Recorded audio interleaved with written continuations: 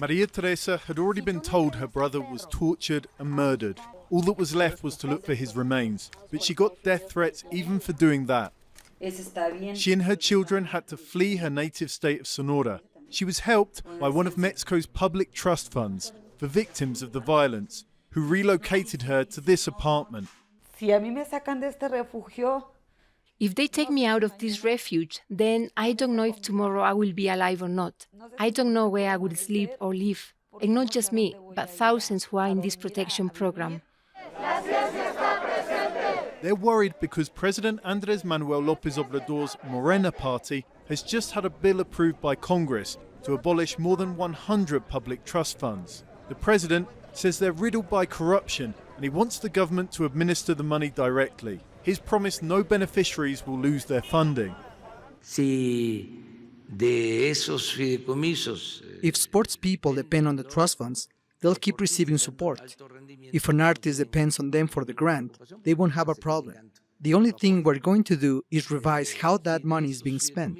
There will be control, and we'll quickly see if the funds are being well applied.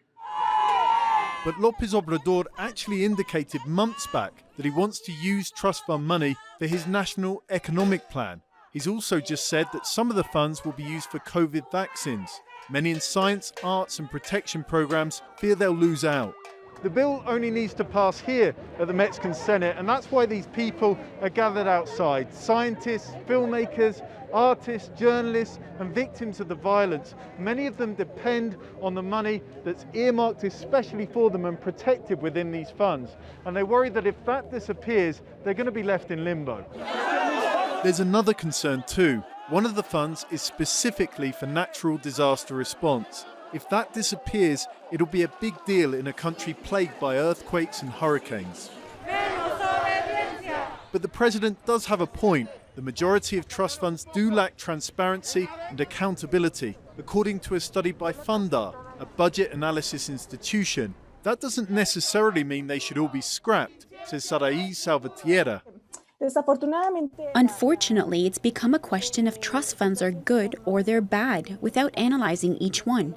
Of course, in some cases, they have serious problems of transparency, and in others, it would be a really good idea to see how they can be made more efficient and flexible. Auditing and reform where necessary then, instead of scratching a whole scheme that many rely on for their work and research, and some, like Maria Teresa, need just to keep them safe.